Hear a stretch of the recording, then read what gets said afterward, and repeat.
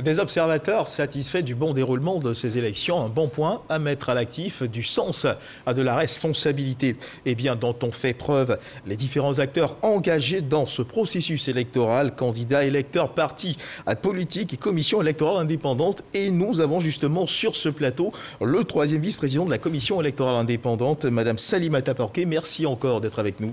Merci. Avec vous, nous ferons un tour d'horizon de ce scrutin, son organisation, son déroulement et enfin son aboutissement avec les premiers résultats qui ont commencé de tomber hier tard dans la soirée. Alors, Madame Salimata Porquet, peut-on dire sans aucune crainte de contradiction que tout s'est bien passé dans l'ensemble?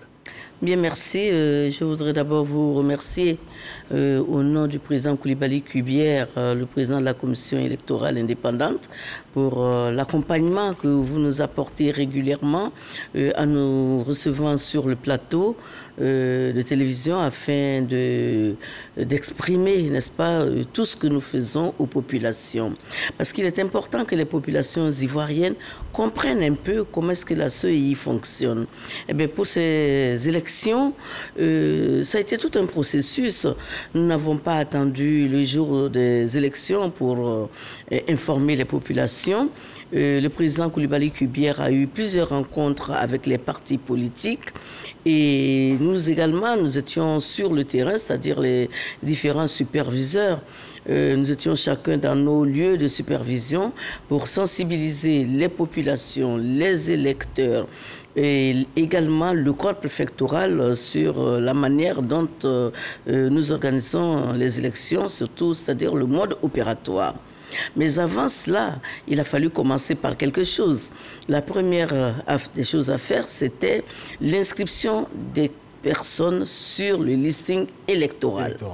Et là, je l'ai dit et répété dans toutes les régions où je suis passée, lorsque nous étions en train, n'est-ce pas, de faire la révision de la liste électorale, nous avons essayé de faire comprendre aux populations que cela était dans leur intérêt de faire inscrire les populations, sinon leurs électeurs. D'autres ont choisi le boycott de la liste, de l'inscription sur la liste électorale. Je leur ai dit, même si vous ne voulez pas, nous leur avons dit, même si vous ne voulez pas voter pour la présidentielle, c'est votre droit, mais sachez que cela va vous rattraper pour les élections locales. Et ça les a rattrapés. Donc pour les élections locales, certains n'avaient que leurs yeux pour pleurer parce qu'ils n'ont pas pu faire inscrire sur la liste électorale leurs électeurs. Donc, c'est dire qu'il y a eu plusieurs actions qui ont été menées. Et dernièrement, nous avons été également, avant même d'aller sur le terrain, nous avons eu une rencontre, c'est-à-dire le président Coulibaly Kubière a invité tous les candidats à la commission, à une réunion de la commission électorale pour leur expliquer le mode opératoire, ce qui est très important. D'accord. Et nombreux sont ceux qui sont venus, mais c'est souvent que les titulaires ne viennent pas. Ils envoient des personnes qui ne leur font pas le compte rendu exact. Et si vous n'avez pas d'informations, vous n'êtes pas vraiment informé sur le mode opératoire, il y a beaucoup de choses qui vous échappent, telles que mettre dans les bureaux de vote 2 représentants pour assurer votre électorat. C'est-à-dire un reste à l'extérieur et il y en a un qui est à l'intérieur. Et quel est également le rôle des délégués et ainsi de suite. Alors donc des élections tenues dans le calme, de façon générale, il est donc possible d'aboutir à un tel résultat? Eh bien, les élections se sont vraiment déroulées dans le calme. Vous avez entendu tout à l'heure les observateurs. Comme je vous le disais, nous avons des observateurs nationaux comme des observateurs internationaux. Vous avez des observateurs qui sont des itinérants et il y en a qui restent en permanence dans le bureau de vote. Mais est-ce que avec l'accréditation, n'est-ce pas, de la commission électorale. Vous vouliez dire? Est-ce que certaines irrégularités vous ont été signalées? Moi, je voudrais parler personnellement de ma zone de supervision. Je suis superviseur de l'AME, du Sud Komwe et de l'Agnibi-Tiassa. Dans l'AME, par exemple, il y a une candidate qui est venue dans un lieu de vote et a ramassé dans le bureau de vote, a enlevé le matériel électoral, soi-disant qu'il y avait 15 personnes qui avaient été inscrites sur le listing électoral, sur un listing, alors que 3 personnes seulement avaient voté. Et là donc, puisqu'il y avait quelques personnes qui s'agitaient, pour les calmer, dit-elle, elle a ramassé le matériel électoral qu'elle a été remettre entre les mains de la sécurité. Je lui ai dit, madame, ce sont des choses qui ne se font pas. Vous venez d'enfreindre à la loi, parce que vous pouvez vous faire prendre, n'est-ce pas? Je peux vous faire arrêter. Vous n'avez pas le droit de toucher au matériel électoral. Si vous n'êtes pas satisfaite, vous faites vous informez, n'est-ce pas, le Conseil constitutionnel tout de suite de ce que vous avez constaté. Ou vous allez à la préfecture ou à la sous-préfecture, ou vous saisissez, n'est-ce pas, la commission électorale indépendante. Vous n'avez pas à vous faire justice. Donc j'ai demandé à ce que le matériel soit remis en place et le vote a continué. Je lui ai expliqué que le listing dont elle parlait, c'est le listing sur lequel on émargeait lorsque un électeur venait retirer sa carte électorale qui était déposée dans le bureau de vote. Et que l'autre listing, il y avait un deuxième listing pour les électeurs. Bon, elle a fini par comprendre. C'est pour cette raison que je demande à ce qu'on échange, on discute, n'est-ce pas, avec les candidats ou les électeurs. Lorsqu'il y a une incompréhension, il faut les écouter, il faut leur donner, n'est-ce pas, les réponses idoines. Alors, tout est bien qui finit bien lorsqu'on se parle. Parlons à présent du scrutin, de son déroulement. Est-ce que des dispositions particulières ont été prises pour encadrer ce scrutin, ou ce sont les mêmes dispositions prises pour la présidentielle d'octobre qui ont été reconduites? Les mêmes dispositions ont été prises. Le matériel électoral était dans les lieux de vote, sinon dans les lieux de vote et dans les bureaux de vote à l'heure indiquée, parce que le scrutin dure 10 heures. On commence à 8 heures et on finit à 18 heures. Bon, il peut arriver que dans certains lieux, on commence à 9 heures, et bien on finit à 19 heures. Il faut respecter les 10 heures, n'est-ce pas, du scrutin. Mais tout s'est très très bien déroulé, tout le matériel était en place, surtout que les électeurs ont été quand même bien sensibilisés.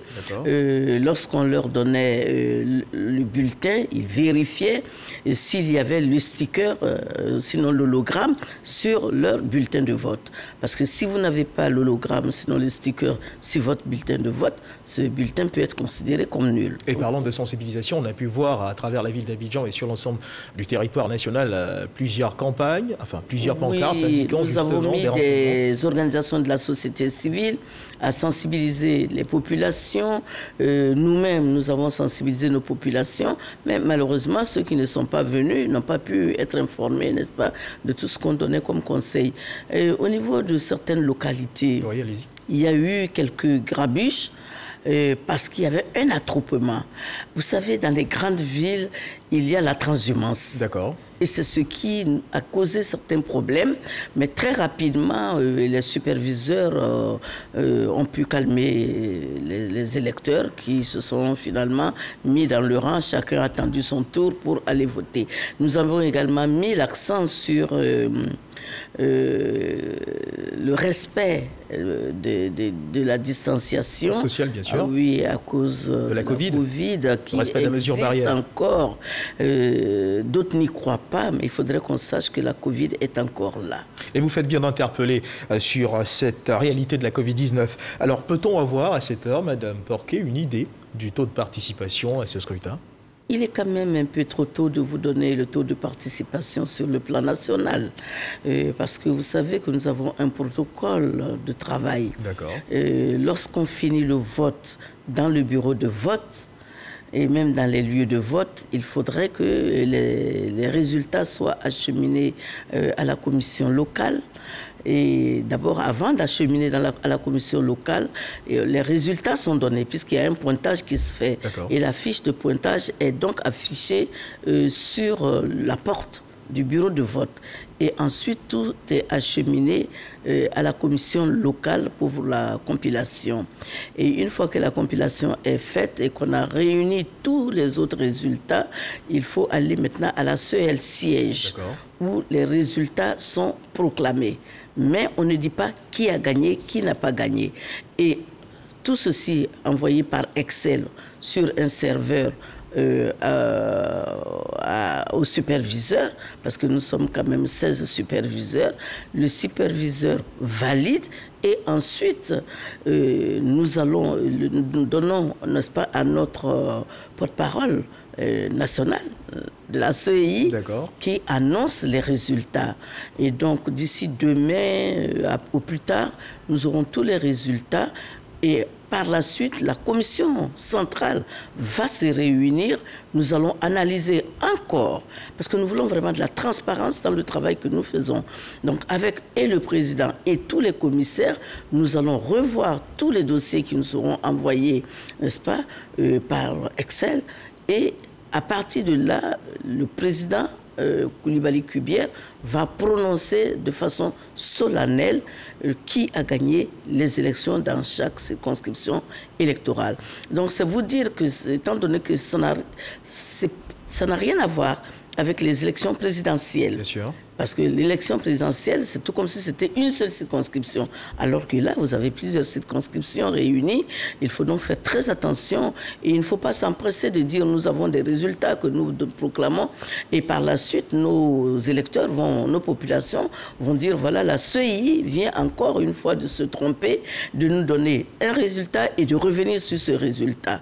C'est vrai que nous venons de commencer. C'est vrai que nous avons déjà organisé l'élection présidentielle, mais je vous assure que la CEI travaille en toute transparence.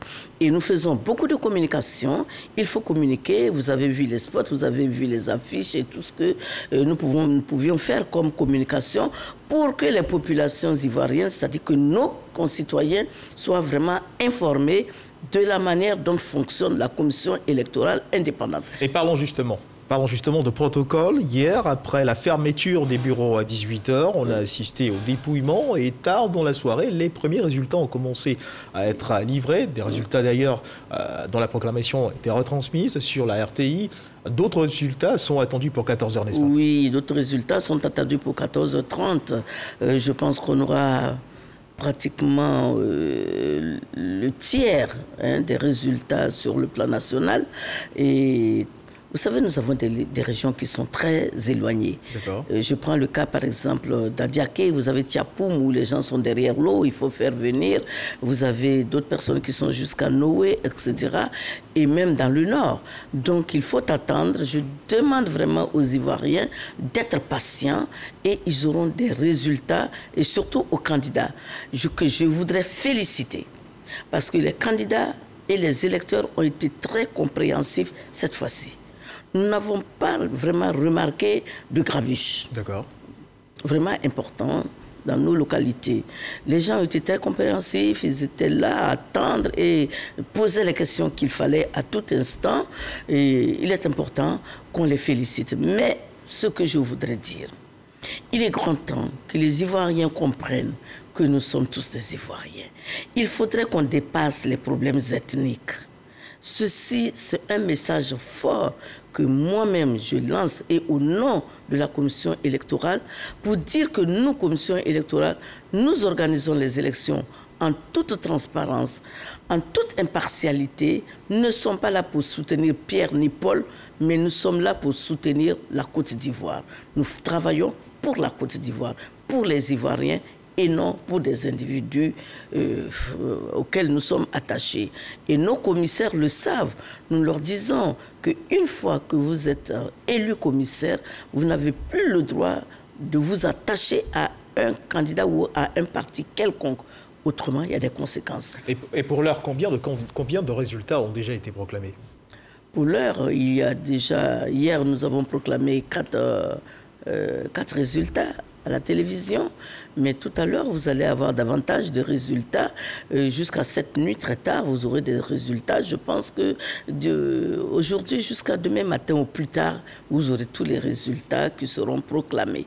Mais nous demandons à ce que chaque candidat accepte les résultats qui seront officiellement proclamés avec les candidats qui seront les élus de la nation et qui vont représenter les Ivoiriens à l'Assemblée nationale, parce que l'Assemblée nationale est la chambre dans laquelle les personnes, les élus sont là pour représenter la nation et non leur circonscription. et également pour voter les lois et également regarder les choses du gouvernement. Et rapidement, combien de temps disposent les candidats pour gérer les contentieux ou des réclamations s'il y en a? Mais ils ont 5 jours. Ils ont 5 jours. Au bout de 5 jours, ils peuvent saisir le Conseil constitutionnel.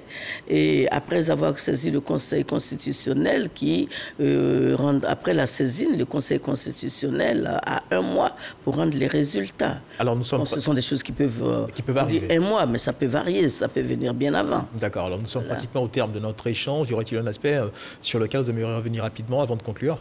Bien, je voudrais donc revenir sur ce point suivant, en disant aux candidats que s'ils ne sont pas satisfaits de leurs résultats, qu'ils saisissent immédiatement le Conseil constitutionnel, et je crois que réponse leur sera donnée, mais que nous soyons vraiment de bons gagnants et de bons perdants. Celui qui gagne n'a pas besoin de pavoiser pour narguer celui qui a perdu, parce qu'il s'agit de la Côte d'Ivoire, de conduire ce pays-là, de diriger ce pays.